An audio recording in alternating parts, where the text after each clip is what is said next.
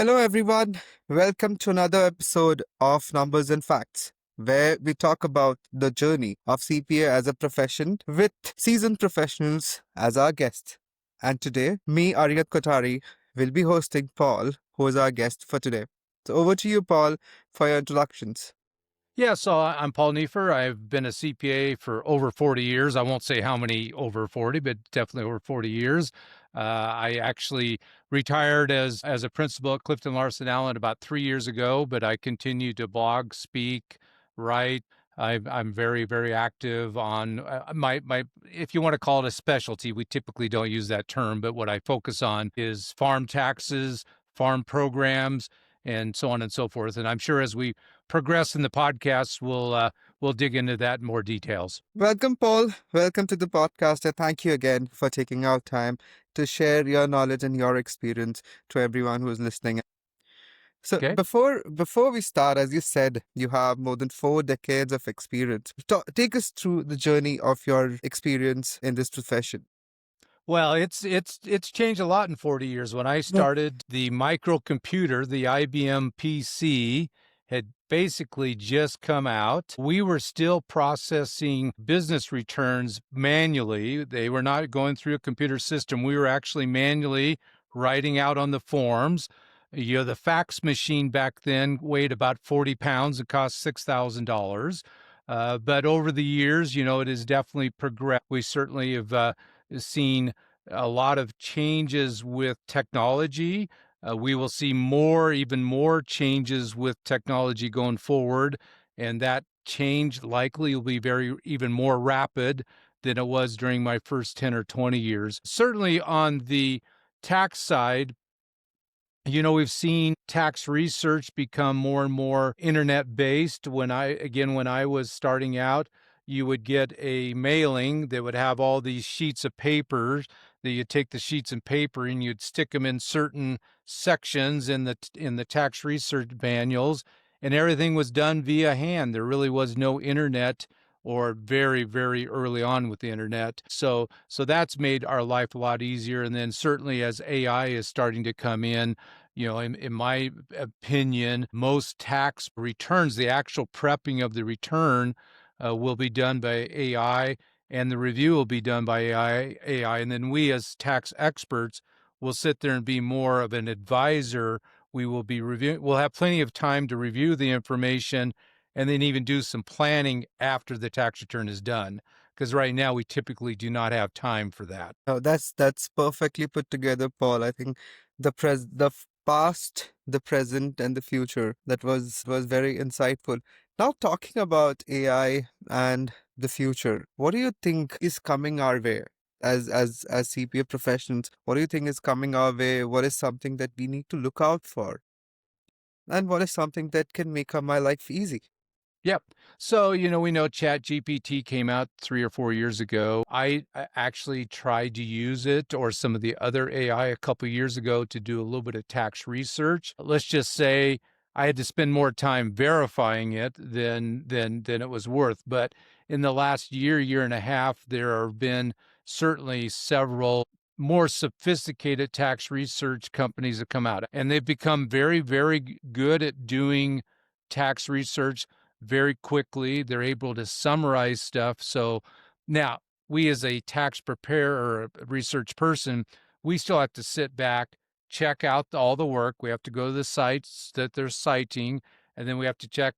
And the key I'm finding out is even when it gives you an answer, you need to prep by saying, hey, are there other changes that have happened? That type of thing, because I've been burnt a couple times by that where I thought the answer was correct. And then I would go, I think there might have been something else that happened. And once I prompt it for that, it actually comes up with the correct answer.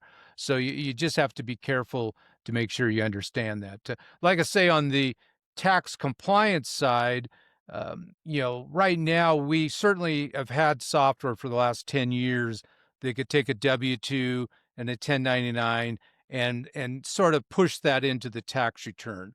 But when it came to handwriting, that type of information where, they really couldn't understand what that was, I think AI, as it's being developed, is going to understand. Hey, my client sent in a bunch of farm tax information. Part of it was 1099s. It's going to understand that. Part of it is handwriting or some type of organizer. It's going to understand that, and then it's going to attempt to put it into the tax software for you, and then it'll have some type of link that let you know, hey, this number in the tax software came from these items. Do you agree, disagree? And like I say, it'll make our life a whole lot but not simpler. That's not the right word. It'll just speed up the process for us that right now just can take a lot of extra time. It will perhaps eliminate some jobs. I think there's always concern by the white collar workers. Historically in the past, we've had more blue collar workers be eliminated. AI is more likely to affect white collar workers, such as CPAs. But I think those jobs, I mean, that's a better way of saying those jobs that are eliminated, there'll be other jobs that take that information that's done much quicker that we are going to analyze and provide more valuable information to our clients. So I think that's still going to work out fairly well. Perfectly said, Paul. I think the 60-hour work week is not gonna stay. It's No, not gonna no. stay. Well, it'll stick for And old farts like me because 60 hours is just getting started. So let's be honest. The idea of a 40-hour work week, that's 40 hours for me during tax season, that'd be done by Wednesday. So, but I know for the younger generation, yeah, the generation that wants to use the term work-life balance. And when yeah, I say that, yes, I worked hard hours, but I never missed any of my kids' sporting events. I went away to state when they went to state, so I was still there. But yeah, the 60-hour week is likely disappearing. I agree with that. yeah. So coming back to your kids, we need to know more about you as a person, like your Okay. family and Yep, everything. yep. So I actually grew up on a wheat and dry pea, barley, green pea farm in southeastern Washington state. I operated combine for my dad full time starting when I was 14 years old through the college years. I went to University of Washington, got a degree from there in business administration, concentration accounting. Got married between my junior and senior years, so there was an incentive to get a job right away. I started at Moss Adams, which is now part of Baker Tilly. They just merged in a few months ago, part of Baker Tilly in Yakima, Washington office. I was there for about 6 years. And then, believe it or not, two other persons in that firm, the three of us, we went down to Bend, Oregon, and started our own CPA firm on our own. And while we were there, we actually started a 1031 facilitation or facilitator exchange company. So I was part of that team for about 9 years. And then I had a one of my better clients Yeah. was in the plastic packaging and printing business and asked me to come online as their chief operating officer. So I did that for 6 years and we ended up selling that company in 2004. During that time period, even when I was the chief operating officer, I was still doing tax work. I did quite a bit of tax work. After the sale, I ended up joining a local CPA firm down in Tri Cities, Washington. I was in Yakima at this time, and we were partners for about 6, 7 years. We had merged in another CPA firm, so there was 3 partners and about almost 20 staff. And for whatever reason, back in 2010, my longtime partner went downstairs in the basement of our office and hung himself. Oh, And so we're going from 3 partners, like you say, working 2,500, 3,000 hours each. And suddenly I had reached out. I had met Chris Hesse, who's now my friend. Chris Hesse at that time Larson Allen, but soon became Clifton Larson Allen. And I called him up and I said, here's my situation. Do you think CLA or Larson Allen has any room for our firm? And we merged in about almost exactly a month later. It was that fast, so it worked out. And I was a principal at CLA for the next 11, 12 years. Yeah, 12 years. And then we sort of have a mandatory retirement age for principals or owner principals at once you hit age 62. So that happened in 2022. So I retired from CL at that time. But back in 2009, because again, I grew up on a farm. I was checking the internet to see if there was any professional blogs dealing with ag, and there were no professional blogs out there dealing with agriculture or farm situations. So I started a blog called farmcpatoday.com, And then when we merged in with CLA, they took that over. But because of that, I was contacted by the editor at Top Producer magazine. They asked me to write a couple columns or a couple articles, and then they asked me to do a column. So I've been doing a column for them for almost 15 years called the Farm CPA. Um, when the Tax Cuts and Jobs Act was introduced back in 2017, there was a glitch in what was called the 199A Cap A deduction. I was part of the team. I actually was part of the team that came up with sort of a solution. Now, some people didn't think it was a solution, but came up with a solution that's typically called the grain glitch fix. So I was part of that team. And then Chris Hesse and myself, we helped the IRS come out with some guidance on 3 or 4 things related to the Tax Cuts and Jobs Act. So I've had a varied career. I've always been involved in ag one way or another. I actually still own farmland in Washington State, Iowa, and Missouri. I'm a crop share landlord, so I actually get a share of the crop, so I have to market it and I pay for my share of the expenses and so on. I enjoy that. Matter of fact, last Friday, I was at my tenant farmer in Missouri at their Christmas party. I've been there, I think, for 7 or 8 years now. So, and, like I say, 60-hour weeks, that's pretty normal for me even now. I'm still on the road. Well, I just had my 82nd nonstop flight on United. I'm back to being a 1K again. And then I probably have 10 or 15 other flights. So I'm on the road about 120, 150 days a year. So I'm too easily bored. My wife knows that. She probably says I have too much ADHD, but that's okay. I like reading. I still read between 100 and 150 books a year. I've been doing that since 4th grade. So I think the most books I read in one year was in 6th grade. I think I was over 600 books. So that's a little bit about me. I am married. My wife puts up with me. We have 4 boys. They're all in their 30s. 2 of them started at PwC in tax, but they're neither one. They only lasted maybe 4 or 5 years at the max. One's in real estate. One's actually a professional sports bettor. One was living in Thailand for quite a few years, and then one's down in Long Beach. They're all different, but they're all doing good.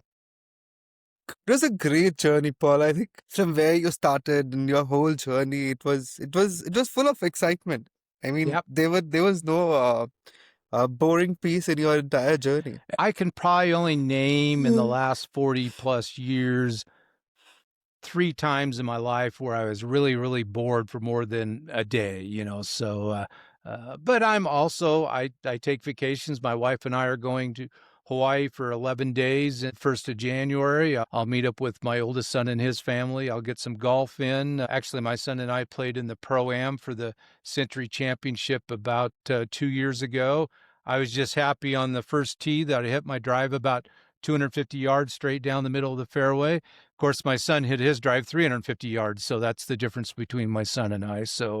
But I had, I think, 2 natural birdies, and I drove 1 green. So for me, that's pretty good golf. Yeah, So, that's pretty good. That's pretty good. 600 books a year. That's next well, I level, don't do Paul. that anymore. Probably this year, I'm probably about 120 somewhere in there. So But I still think 120, yeah, 120 120 books. books. Yeah. Yeah. And I people think ask me, do you speed read? And I go, no, I tend to read every single word. If I'm spending 10 or 15, 20 bucks on the book, I want to get the words. But my cruising speed's about 100, 125 pages an hour. I mean, that's just how fast I read. So it's pretty easy for me to read a 300 or 400 page book in 3, maybe 4 hours at the most. you're a walking library, Paul. Yep. Yeah. Yeah. Don't have a photographic memory, but I'm pretty close. Even my clients, they'll reach out to me and they said, Paul, you're not going to know this, but we're getting ready to sell this piece of property. And I go, you mean the one you bought like 6 years ago and you paid 1.5 million for, blah, blah, blah. Yeah. Yeah, that's it. How do you know that? Well, I know that, but I don't know your name half the time. So, if it's attached to a number, I remember it. So, Great, great, Paul. I think that's very inspiring. Your whole journey has been very inspiring, and especially when I speak to younger folks in the CPA profession who are still contemplating whether they should even enroll to CPA as a program, or they have just graduated as CPAs. Their life, or the way that they look at their career, they have a very distorted image of a career as a CPA, because again, as I said, they don't want to do 60 hours a week.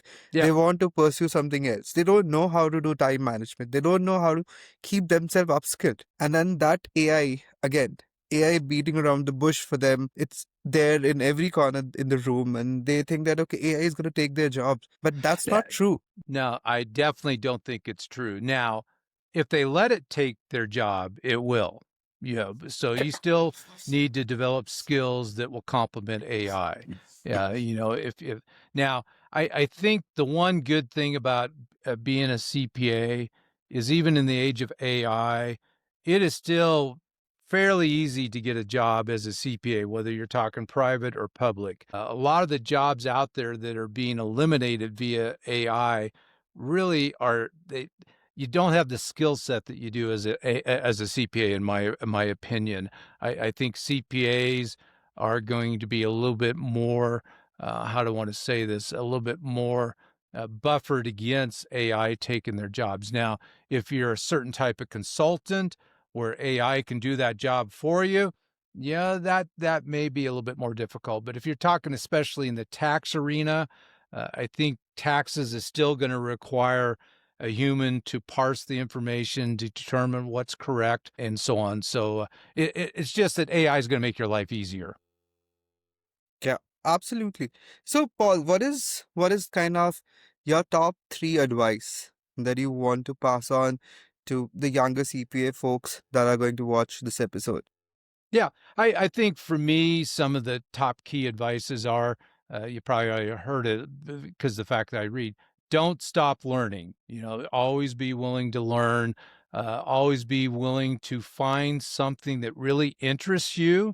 Because again, the reason I'm where I'm at now is I really was interested in farming and farm taxes and so on. And I developed a passion the blog, I was very, very consistent about blogging, even with my current blog. I forgot to mention that I do have a current blog, farmcpareport.com, and that's actually a subscription model.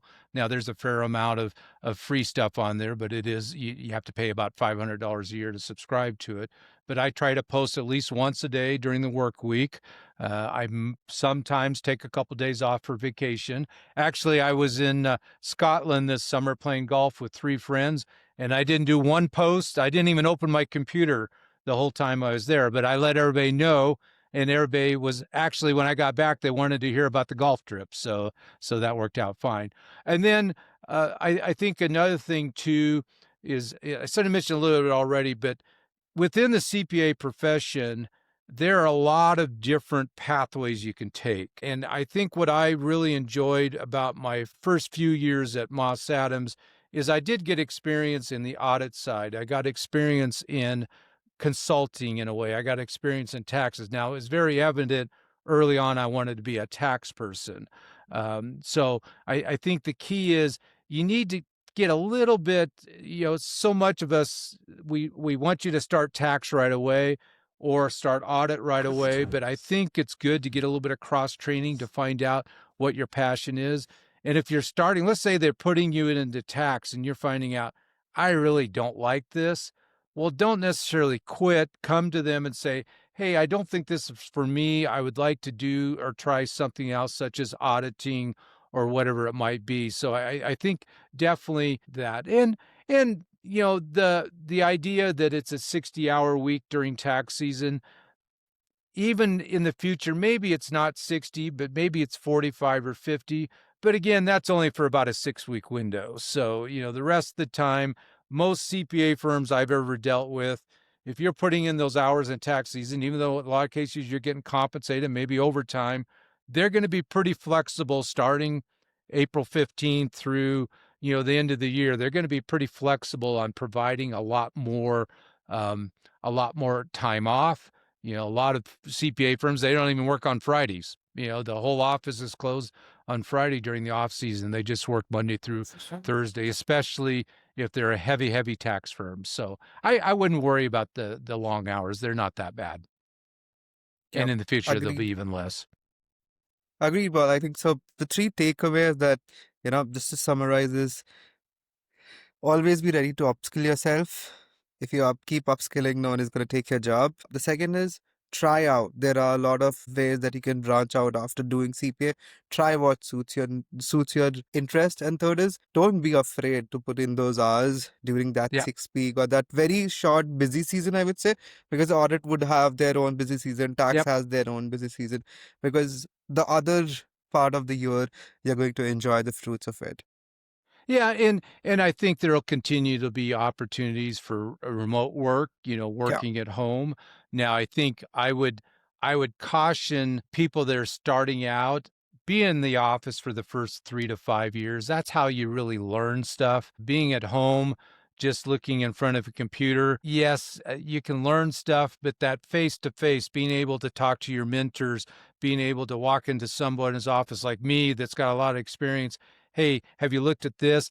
That's got a lot of value. Now, after 5, 6, 7 years, especially in the tax arena, you can do the remote job. But if you're wanting to leave college and strictly have a remote job, I would highly suggest be in the office for the first 5 years at least.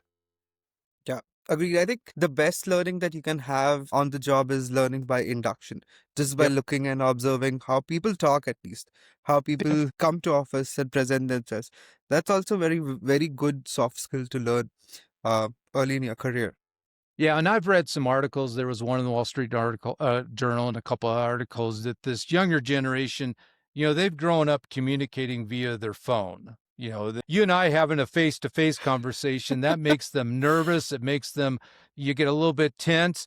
Whereas, if you can just get into that office arrangement, be around other people, realize, hey, I can leave the phone in the desk for a few hours. Now, all of us to some degree look at our phone even when we're working now, but just realize that yes, you can actually talk to people without texting them, 2 feet away. But even I've become a little bit of a millennial because my wife and I, we rarely talk on the phone. It's typically text, because neither one of us like phone tags. But yeah, it's important to have that communication. Like you said, you learn by observing and so on. That is how I met you, I think, at the tax conference in Minneapolis. I just Yep. bumped into you and I'm like, hi, Paul. Yep. Yep. Yeah. Yep. And now we are here. So, coming to the talent pool, when we talk to CPA firm owners, there's a dearth of talent that they need people. They're ready to invest in them. They're ready to invest in technology. They're ready to invest in their lives to make it Yep. more easier. But still, there is a huge demand of talent. The supply is not there. And one of the speakers, even in the tax conference, said that 2026 will have the highest ever financial graduates in as when we compare to the upcoming years. Yep. In no other We're year it sort of would be as cresting at high the as, peak there. yeah. Yeah. So what are your thoughts on that? Like how do we as CPA firm owners which are experienced, how do we tackle this problem? Well, I think part of it the states are starting to tackle now. About 15 years ago, maybe 20 years ago, we went from a 4-year degree to become a CPA to, an extra year. Now, it didn't have to be an MBA, it didn't have to be, we essentially required 120 credit hours instead of 120 hours. We're slowly, but well, fairly quickly for most states, we're going back to the 120 hours. That's going to make it a lot easier for these college students, especially ones with student loans, to say, hey, 4 years is a whole lot easier than 5 years. We're also, I think, as a profession, we're changing some of the ability for maybe the non CPA to become a CPA. Instead of just the audit and the tax realm, maybe we're opening it up to more categories that can come into that. And then, even when I was at CLA, I used to have a slogan. My slogan was, let's make tax sexy again. So we as CPAs sometimes come across, because we tend to be fairly highly analytical, we come across as being sort of dry. When I do my speaking, I try to be, number one, I try to be informative, but right behind it, I try to be entertaining. So I think when we're dealing with younger people, we need to we need to prove to them that CPA work is not drudgery, especially with AI coming in. It's not drudgery. You are never going to be bored. You're going to have something that you can do all the time. And I think a lot of the deadline stress is actually going to start coming down a little bit. Many CPA firms out there, they automatically put all clients on extension. But a lot of that work is done before year end. It just smooths out that workload, and I think, I personally think if we can move back to the 120 and open it up a little bit more, that's going to free up a lot more college students to want to become CPAs. Especially as they find out some of the other careers they might go into, AI is Hmm. affecting them more than it is affecting Yeah. CPAs. So I think they'll start figuring that out fairly quickly. True. I think a couple of professions which AI will not take over, and one of them is CPAs, obviously, because professional skepticism is something that AI is not, at this point of time, not enabled uh, to do, or it's not mature enough to take Yeah. those decisions. Well, and it certainly still has Absolutely. a hard time with math. Let's be honest. 2 plus 2 is not always 4 when you're dealing with AI. That's for sure. So, but it's Sure. gotten better. And Yeah. what used to take humans 100 years to get better at might take AI 20 minutes. It's Hmm. that type of a difference. Now, 20 minutes might be exaggeration, but 20 days, 20 hours, whatever it might be, AI is my only concern is the AI sort of a bubble like the internet bubble back in Hmm. 1999 and 98 and 90 and 2000. It potentially is. We're starting to see cracks in all of these dollars funneling into all these data centers that they don't have. They thought they had a contract. Well, the contract, as an example, Oracle's got a $300 billion contract with OpenAI. Well, OpenAI is actually starting to fall behind, whether it's Google Gemini, whether it's some Chinese. And so OpenAI, and they've only generated 30 billion of revenue, and they want to spend a trillion over the next 10 years. Yeah, I think some of this AI may get scaled back a little bit, but we'll see. We'll see. Coming to the AI bubble, I think it was the same situation in the early 90s when computers were introduced. Everyone was like, okay, how will this machine or this piece of plastic do my work, Yep. which I have accumulated for the last 20 years? But Yep. then eventually, when things settled down, eventually, when people got a hang of it, they knew, Yep. started seeing the positive side of computers. Yep. And now we see. Yeah, it was interesting when I started at Moss Adams. They had just bought an IBM PC. They had bought a program called Lotus 123, and they had a product called WordPerfect. I was the new grunt. They said, Paul, here's this PC, here's the software, you learn it. So I was the first person in that firm, in that office, and we had about 40 or 50 people in the office. I Hmm. was the first person that learned that. Matter of fact, my wife, night we were supposed to go to dinner like at 6:30, and I was at the office till 9 o'clock. And back then we didn't have cell phones. She thought I had a heart attack or something. I was definitely in trouble on that one. Yeah, I think technology is a tool. You need to view it as a tool. You need to maximize the use of that tool. And the more that you embrace AI and learn it and learn to make it a tool, you're going to have a much easier time of getting a job. Much easier. True, true, correct. I think, yeah, you have to embrace the change. Change is the only constant Yep. in every profession that you go. Even like, I know I was speaking to a couple of folks and they were like, okay, I'm going to ditch everything. I'm just go for wildlife photography. Like, the cameras are going to evolve Yeah, yeah. every It's single all going year. to be drones here pretty soon. So yeah, yeah, What are you yeah, going to do with it? So yeah, they did not have an answer. yeah.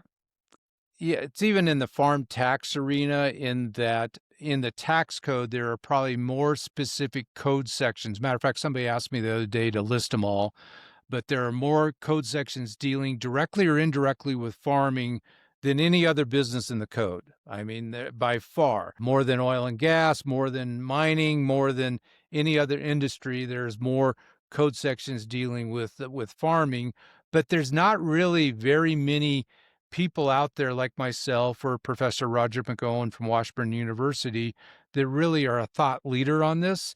There's been more there's several before my time, but as far as Roger and I know, there's nobody really pounding the door after us because, when they see the hours we work and the travel we do, and they're like, yeah, I'm not really interested. So I'm hoping maybe because of this, somebody reaches out to me and says, "Hey, that sounds like something I'd like to do."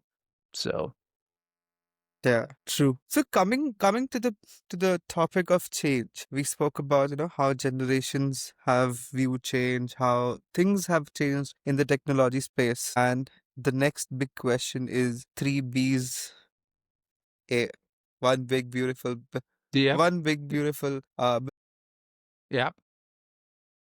how do you see it? I know I have spoken to a lot of CPA partners, and they were like they had very different opinions of it. Some are controversial, some are simple, but how do you see it personally?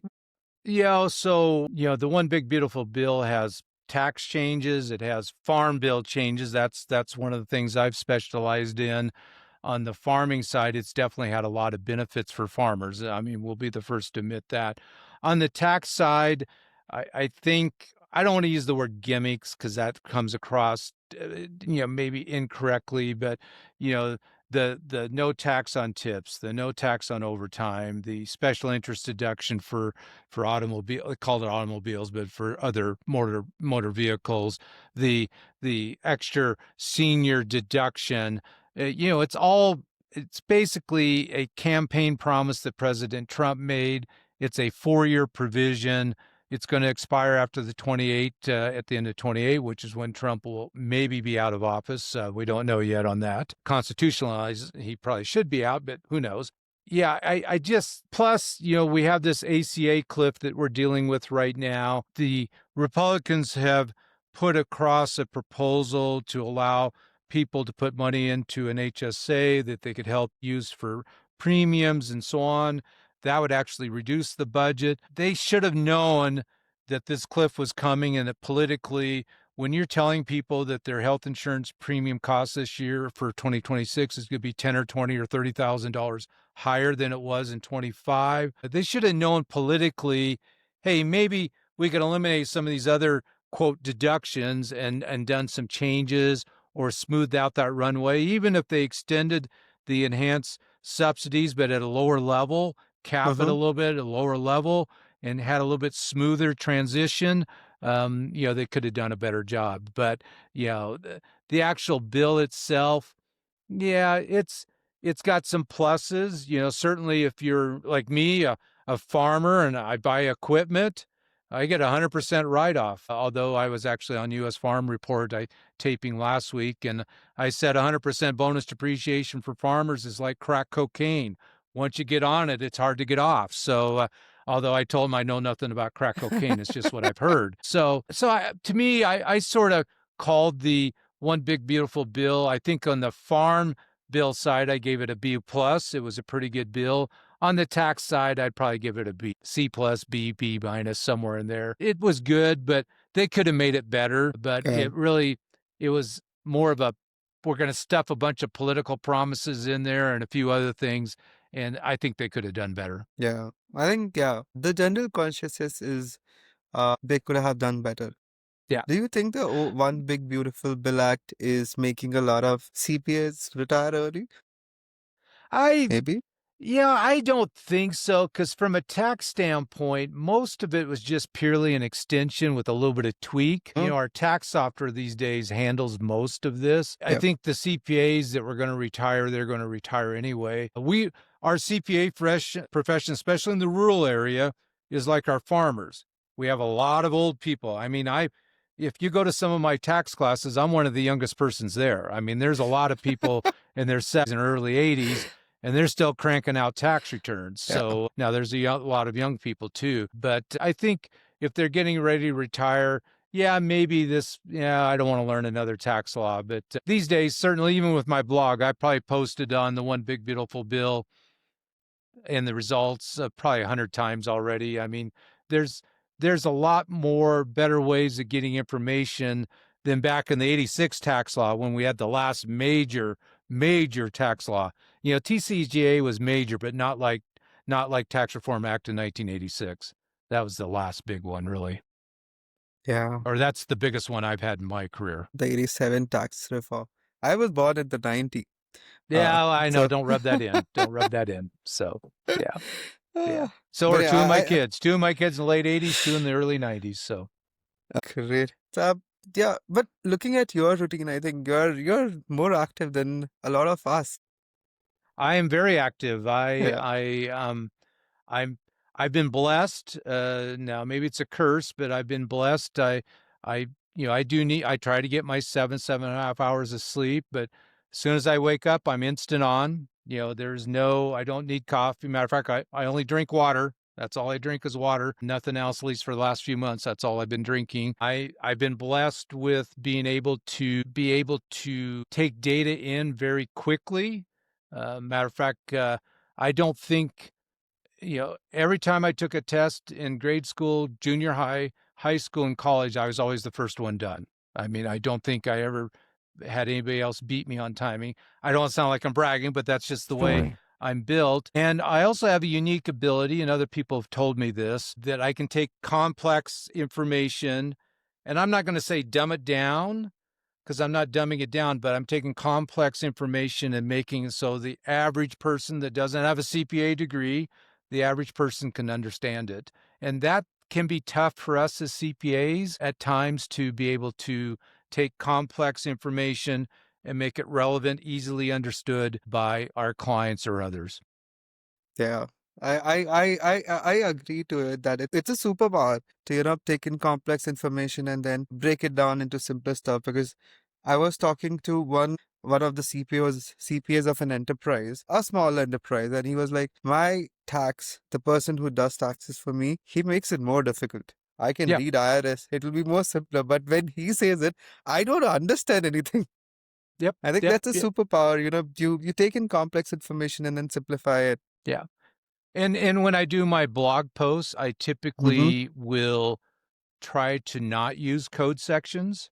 I'll sort of refer to the code now. If it's section 179, all farmers know what section 179 is, so I will refer to that. But a lot of the times I will refer, like on section 199 cap A, I might just say, there's a special 20% deduction of your net farm income in the tax code. And in parentheses, I might put section 199A, but I'm trying not to use code sections too often because people's eyeballs start glazing over when you do that. Agree. I think in your session, um, even at MNCPA tax conference, uh, the way you broke down the section, the way you broke down everything, I did not know anything about farm tax, but still, I could have taken away a couple of Yep. pointers. Yeah. And even on my blog, even though it's for farmers, there's Mm-hmm. still a lot of information that's being presented on there that any business owner, any actually it doesn't even have to be a business owner. I'll talk about Social Security. I'll talk about investments. I'll talk about, matter of fact, there's probably even on the blog starting next year, we're going to start doing a podcast of our own. Probably it'll be me speaking to the screen, but we're going to break down certain topics. Actually, my little shirt here, it's called Ag Tax University. An EA of mine or a friend of mine, we're starting a Ag Tax University. It'll sort of be 100 level courses, 200, 300, 400 level courses, usually in 1 hour sessions on various things related to farm taxes, farm bill. And then also, I have another partner of mine that we've started a peer group for CPA firms that deal primarily with farmers. So we have about probably between the virtual and the in-person, we probably have about 70 or 80 firms that are a part of that network. And I really enjoy that because I get to meet different CPA firms throughout the country. We got them all the way from, let's see, I think the farthest east is New York State. We're all the way to California and Washington State, Texas. None in Florida yet, but that's been. And we just started that a couple of years ago. I was the chair of the AICPA Ag Conference for about 11 years, 12 years, I think about 12 years. And the last conference we had, because the AICPA stopped it because our size was too small. They need 400 people before they do a conference, and we were typically in the 100 to 200 range. I casually mentioned at the end, hey, I might be interested in starting a CPA peer group, for farm CPAs. And then people said, yeah, we want to do it. So then I had to do it. I have a hard time saying the word NO. I can't say no too often. So my wife's accused me of that many, many times, except when it comes to doing things around the house. Then I say no. But but not too many times. So, Yeah, so Paul, I think it was a great conversation. So many takeaways for me and the audience. So before we leave, I have two questions, and I okay, have kept the most difficult questions at the last. okay. Uh, what we see is a lot of CPA firms, they die out an early death. Like they start, they have a very good run rate over the past 2 years, 3 years, initial 5 years. But then they start, then they slowly start dying, or they slowly start diminishing. What do you think these CPA firms are doing wrong? I think many of those CPA firms are usually started by somebody that has the passion, that has the drive, and that person that sort of ends up the CPA firm and then becomes sort of one and the same. And if you don't develop that bench behind you to kick you out of the way when it's time to go, it's just like when kids need to leave the nest. Parents and the kids will know when it's time for the kids to leave the nest. Those firms have not done a good job of creating that succession process early enough on. Because if you wait too long, what will happen is the people that really should be doing that succession, they get fed up and they're going to go start their own firm or they're going to go somewhere else. So I think that's what I see now. That's in smaller firms. The larger firms, we have this whole private equity going on right now.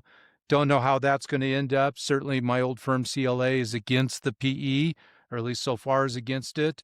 Again, the firm I started with, Moss Adams, was bought out by Baker Tilly, which got a large PE infusion. So they're both sides of the spectrum. But I think that's at least in the firms I see that, like I say, have died out.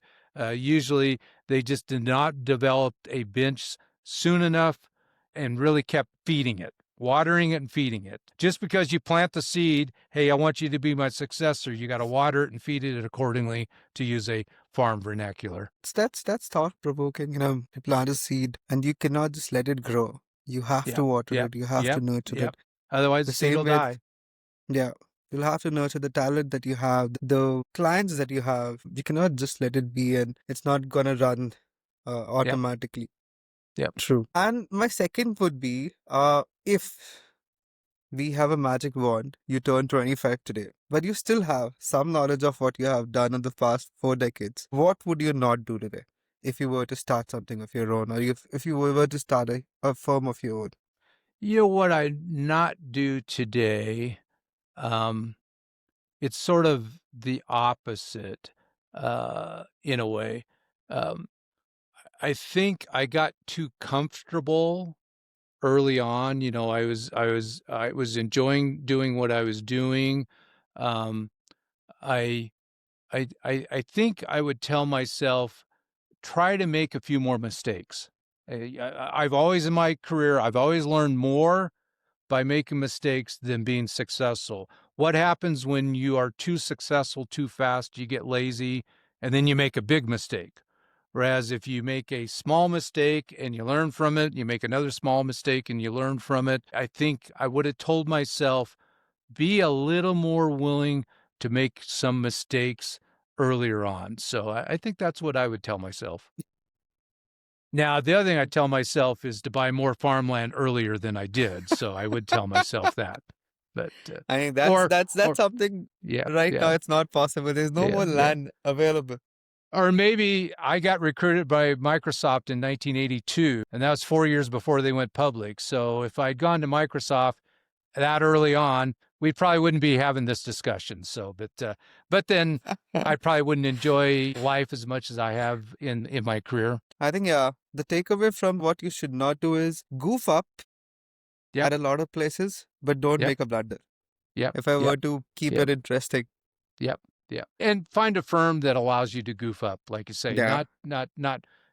If you make the same mistake 3 or 4 times in a row, Mm-hmm. that can be problematic. But if you make a mistake and you learn from it and you fix it, that's perfect. That's what I want to see in people. Great, great. So I think, Paul, that was a very, very enriching experience talking to you And I hope the audience also find this as enriching and as enlightening as I have. Okay, thank you so much, Paul, for joining us today. No problem.